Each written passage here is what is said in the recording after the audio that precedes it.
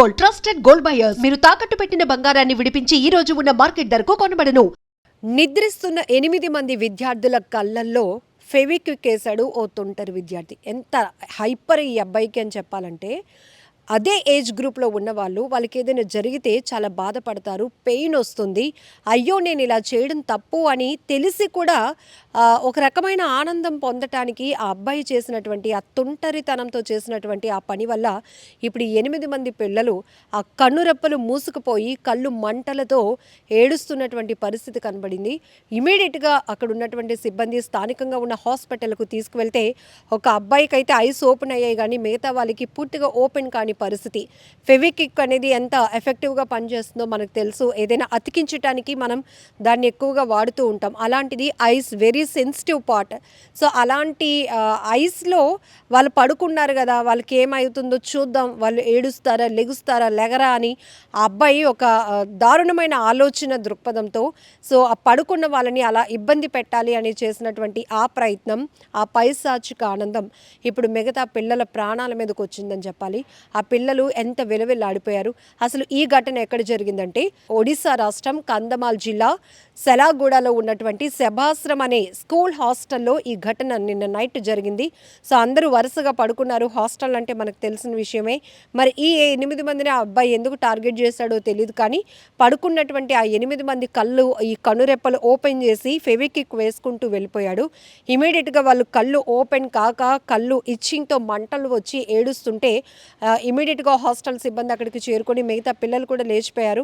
So ఏం జరిగిందో చూసేటప్పటికి కొంతమంది కనురెప్పలు అయితే ఇక్కడ మొత్తం వాచిపోయి ఉన్నాయి. ఈ ఐస్ ఓపెన్ కాక వాళ్ళు ఏడుస్తూ ఉంటే ఏమైంది అనేటప్పటికి ఆ అబ్బాయి అప్పుడు ఒప్పుకున్నాడు, నేను ఫెవిక్విక్ వేశాను పడుకున్నప్పుడు ఈ ఐస్ అన్నీ ఓపెన్ చేసి అని చెప్పాడు.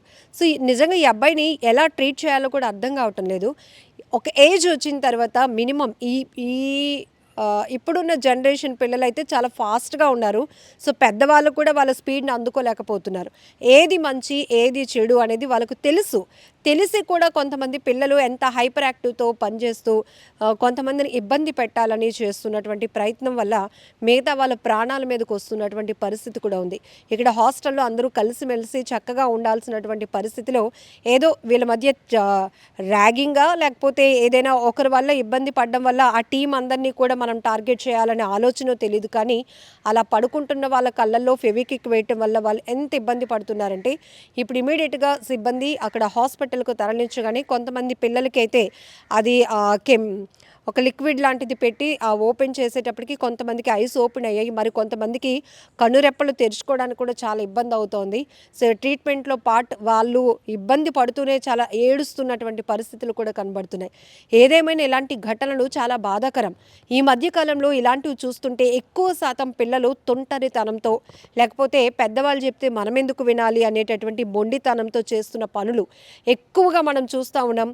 అది చేయకండ్రా అంటే వాళ్ళు వద్దంటున్నారు, మనం ఎందుకు చేయకూడదు, ఇదే ఆలోచన.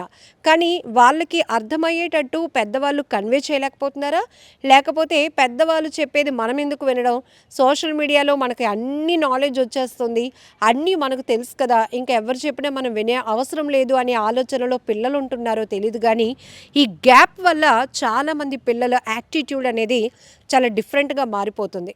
ఒక రకంగా మనం అబ్జర్వ్ చేయాలంటే ఇంట్లో ఉన్న పిల్లలు అనుకోండి, పెద్దవాళ్ళు ఎందుకురా నువ్వు మొండిగా తయారవుతున్నావు, అది కరెక్ట్ కాదు, ఇది ఇలా కౌన్సిలింగ్ ఇవ్వగలుగుతారు.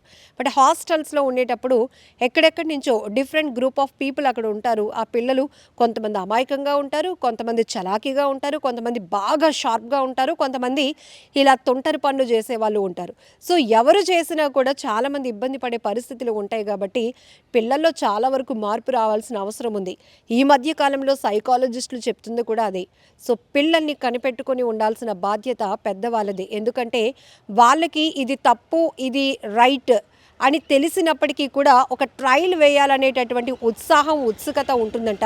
ఒక క్యూరియాసిటీతో కూడా కొంతమంది ఇది ఇలా చేస్తే ఏమవుతుంది ఒకసారి చూద్దాం అనే ఆలోచనతో కూడా చాలామంది తెలిసి తెలియక రెండు విధాలుగా కూడా తప్పులు చేసిన వాళ్ళని మనం చూస్తూ ఉన్నాం. సో ఏది ఏమైనా ఈ ఘటన చాలా బాధాకరం అనే చెప్పాలి. ఆ పిల్లలు ఆ విలవిలలాడిపోతున్నారు. కంటికి వస్తున్నటువంటి ఆ ఇచ్చింగ్, ఆ పెయిన్తో వాళ్ళు విలవిలలాడిపోతూ ఉంటుంటే చూసే వాళ్ళ కంట కన్నీళ్ళు వస్తున్నాయి. ఎందుకంటే ఆ కనురెప్పల పార్ట్ అనేది ఎంత సెన్సిటివ్ మనకు తెలుసు. అలాంటిది ఏదో విరిగిపోయిన వస్తువుల్ని అతికించడం కోసం మనం ఉపయోగించే ఫెవిక్విక్‌ని తీసుకెళ్ళి పడుకున్నటువంటి పిల్లల కళ్ళల్లో వేసేస్తే అది ఎలా ఉంటుంది? ఇప్పుడు వాళ్ళు కళ్ళు తెరిచి ఉన్నారనుకోండి, మనం ఏదైనా వెయ్యాలి అనే ప్రయత్నం చేసినప్పుడు వాళ్ళు అబ్జర్వ్ చేసుకుంటారు కాబట్టి ఇమ్మీడియేట్‌గా దాని నుంచి స్కిప్ అవ్వాలనుకుంటారు. బట్ గాఢ నిద్రలో పడుకున్న వాళ్ళ కళ్ళల్లో అలా ఫెవిక్విక్ వేయాలి అనుకోవడం, మరి ఈ అబ్బాయిని ఏమనాలో తెలీదు కానీ, మరి పేరెంట్స్ ఎక్కడున్నా కూడా ఇమ్మీడియేట్‌గా వీళ్ళకి మాత్రం కౌన్సిలింగ్ చాలా అవసరం. ఇలాంటి వాళ్ళు నెక్స్ట్ స్టెప్‌లో ఇంకేదైనా చేయడానికి కూడా వెనకడుగు వేయరు. సో, చిన్నప్పటి నుంచి మనం చాలా జాగ్రత్తగా చూసుకోవాల్సిన అవసరం ఉంది. అందుకే బాల్యం అనేది చాలా ఇంపార్టెంట్. పెరిగిన వాతావరణం కావచ్చు, ఉంటున్నటువంటి వాతావరణం కావచ్చు, చుట్టుపక్కన వాళ్ళతో ఉంటున్నటువంటి స్నేహితుల ప్రభావం కూడా చాలా మందిలో ఉంటుంది. ఈ మధ్య కాలంలో ఎక్కువ శాతం పిల్లల్లో ఈ తరహా అంటే నేర ప్రవృత్తి వైపు వెళ్ళాలి అనే ఆలోచన కనిపిస్తున్నటువంటి పిల్లల్ని ఎక్కువగా చూస్తున్నాం. అందులో చంపడానికి కూడా పిల్లలు వాళ్ళు మైనర్లు అయినప్పటికీ కూడా పిల్లల మీద అఘాయిత్యాలు చేస్తున్నారు. కొంతమందిని హత్యలు చేయడానికి వెనకడుగు వేయటం లేదు. వాళ్ళకి కావాల్సింది డబ్బు. డబ్బుతో మనం ఏదైనా కొనుక్కోవచ్చు అనే ఆలోచన మైనర్ ఏజ్ నుంచి కూడా వీళ్ళలో ఉంటుంది. అంటే మనమందరం కూడా ఇది సొసైటీలో చాలా వరకు చాలా బాధ్యత కలిగినటువంటి టాపిక్ ఇది. సో, దీనిపైన అబ్బాయికి అయితే ఫుల్ కౌన్సిలింగ్ ఇస్తున్నారు. ఇమీడియట్‌గా కంప్లైంట్ కూడా వెళ్ళడం జరిగింది. మిగతా పిల్లలు ఎవరైతే ఉన్నారో బాధితులు వాళ్ళు మాత్రం ప్రెజెంట్ ట్రీట్మెంట్ తీసుకుంటున్నారు.